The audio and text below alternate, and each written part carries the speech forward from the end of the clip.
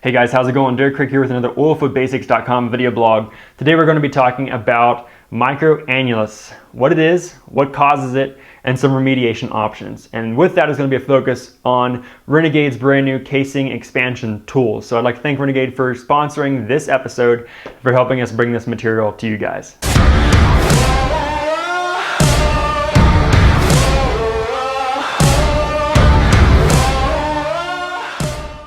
If you guys are new to this channel, I invite you to please subscribe and follow us on our social media. We do educational videos, partner with companies, discuss careers, so much more. We have a podcast, guys, so check it out. Check out oilfieldbasics.com for all of this material, as well as the podcast links to the other videos, and online courses, many of which are free, so check it out. All right, so the very first thing we need to learn is what a microannulus is. All right, so I want you to think about a standard cementing job. Anyway, just like everything else in the oil field, things don't always go as planned. All right, so if you look at this kind of a detailed fashion, right, and kind of blow up this portion, you've got your production casing, your surface casing, and in between you should have perfect cements, perfect bondage, right? But sometimes, maybe because of the reasons we're about to describe, you might have a microannulus. There might be a void, either somewhere in the cement. Typically, I think it's typically found on the outside of the production casing, and it's the microannulus exists right there. So it's just a channel that allows gas, sometimes liquid, to travel through it. So that's what we're dealing with when we're talking about what a microannulus is. Now I'll hit on this in just a minute, but this is what Renegade's tool is designed to fix. Their wireline deployable tool creates crimps in the casing, basically expanding small segments outward in order to seal off this microannulus. All right, so next let's talk about causes. What are some reasons that a microannulus can form? These I actually got off of blog.wellcome.com, so there's my source. Colin B is the author of that, so thank you for summarizing all of this for us. First cause can be cracks in cement. So as the cement is setting itself, it can crack, right? Just like many other things, as things harden, it can get cracks in it naturally.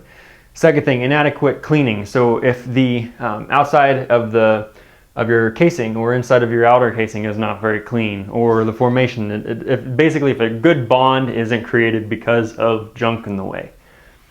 Third, hydrostatic. So this is more so referring to if you actually don't have enough hydrostatic pressure on it as the cement is hardening, then it can actually, sometimes you can get gas come in, or basically reservoir inflow, and then thus creating channeling and a microannulus in the cement as it hardens.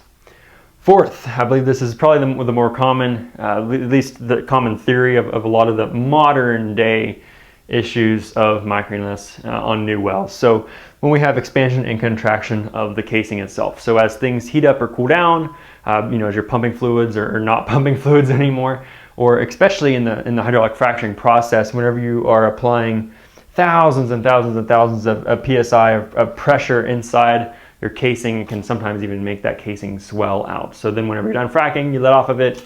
Now, maybe that's how you got a microannulus. Now you might be asking yourselves, how on earth do we know if we have a microannulus in a well, besides the surface casing pressure that we would see at surface, right? We run what's called a cement bond log. So it's a wireline log, you run it, you get it back, and here's a sample of it provided by Renegade. Now on this particular example that was supplied, you can see that without pressure, if you look at the amplitude line, then you can see that it's actually higher on the case without pressure than on the case with pressure. Now basically what that's saying is that there is a void there, and you can see that whenever you pressure up your well, that casing will expand and you get that void, or that microannulus will be sealed off. So that, in a nutshell, is a cement bond log. You can interpret that's the whole science in and of itself. Now this is an issue we see all over the US, all over the world, onshore, offshore, everywhere. So regardless of what you think caused the issue, we can all agree that it is indeed an issue. Creates not only an environmental threat, but it can also allow for the migration of liquid and or gas to migrate from shallower reservoirs or from the producing formations to the surface. And when that happens, we get what we call SCP, surface casing pressure. Not only can this demonstrate poor well construction, but it can also prove integrity loss. We also see regulatory bodies beginning to ask questions, trying to address it, and asking operators to remediate the issues. Not only is remediation expensive, but it is oftentimes unsuccessful. You're literally trying to plug off a little tiny annulus behind pipe, in between or around cement, and another pipe or the formation. So your access is extremely limited and your options are limited. So in terms of remediation, if you have not drilled the well yet and you're still in the planning stage, there are things you can do. You can use fancy cement on your primary cement job, spend a lot of money that way and hope that it works, right? So there are things such as self-healing cement and resin coated or resin cement. So there are things in the market that exist, and so you might see that used more offshore. But a lot of times these are on existing wells. So if you've got an existing one, you want to try to remediate a microannulus, that's basically always going to require a workover rig. And so one of the common options is going to be what we call a squeeze job. And a very high level of what a squeeze job is literally sending in perforating guns, perforating a spot in the casing that you want to get access to the microannulus. So if we're looking at the detail, perforating it, and then literally you have something that isolates it here, and then you are literally pumping cement into, you're literally squeezing cement into this little tiny space, this little tiny void. Not only is it expensive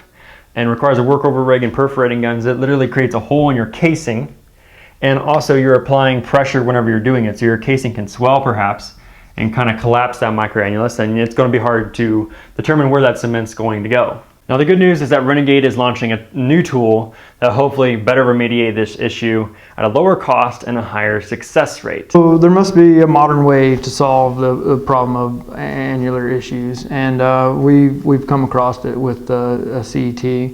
Now while no tool or method is perfect in our industry, let's walk through the method of how this tool should work, and time will tell and prove or disprove its track record. And thankfully Renegade has supplied us with animations for this portion of the video. Now the cone at the top of the tool is mechanically driven via an electric over hydraulic system located within the CET or the casing expansion tool, which forces the fingers outward by an actuated cone in an even radial motion, which locally expands the casing. The tool set at a 2 amp max, so as it expands, once it reaches that 2 amp threshold, then that's a full expansion, and then the tool stops cycling power there. It's very simple to run, as easy as flip switch to expand, power it up, it expands, flip the switch to retract, and then it retracts. Now the pressure of the ring on the cement will cause the cement to actually locally densify. Now that should close off any gaps or small channels within the cement.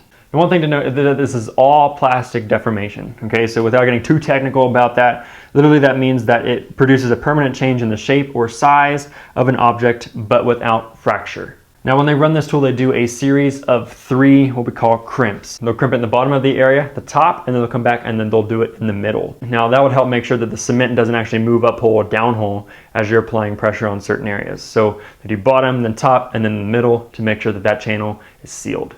Now the result of the crimping is pretty cool, as you can see in this video. And also note that it is a 360 crimp, 360 degree crimp. So you don't have to worry about, like if you're doing a squeeze job, worrying about where exactly that cement's going to go and if it's going to plug the microannulus or not. This is literally creating a 360 degree crimp. This is a 7-inch, 55-pound casing cutaway, and you can see the crimps that are applied. We're not losing any material, we're just moving it. It's about 150 metric tons of force to apply a crimp. I won't say the tool is bulletproof, but definitely a very tough tool, which it has to be whenever you're moving this casing like that.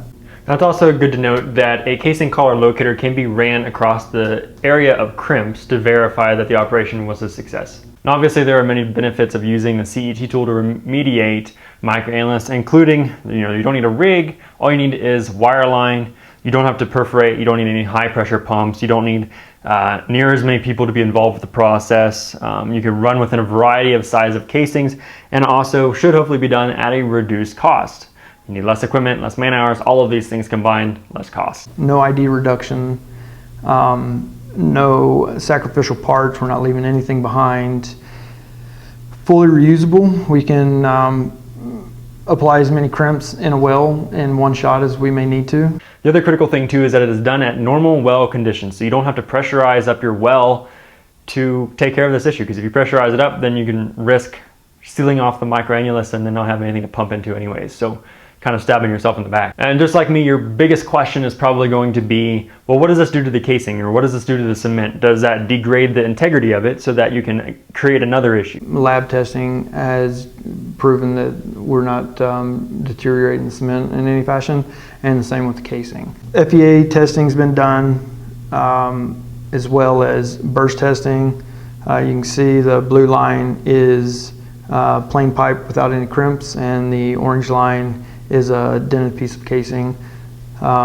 They track right along together up to where the casing begins to balloon, and acted the same all the way up to the limits of the pressure testing capability. Now, while this is a brand new tool, it's important to realize that it has a pretty good looking track record already. It was used in Canada, where surface casing vent flows were reduced from over 300 liters a day to 0. And so if you're interested in running the tool or have questions about it, please don't hesitate to reach out to Scotty Brown. He's the one that I sat down with at the beginning of this idea to do this video.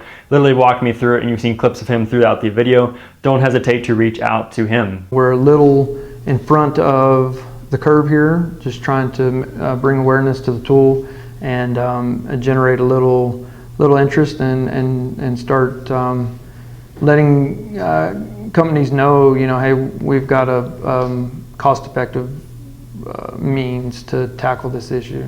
So thanks again, guys, for watching another oilfieldbasics.com video blog.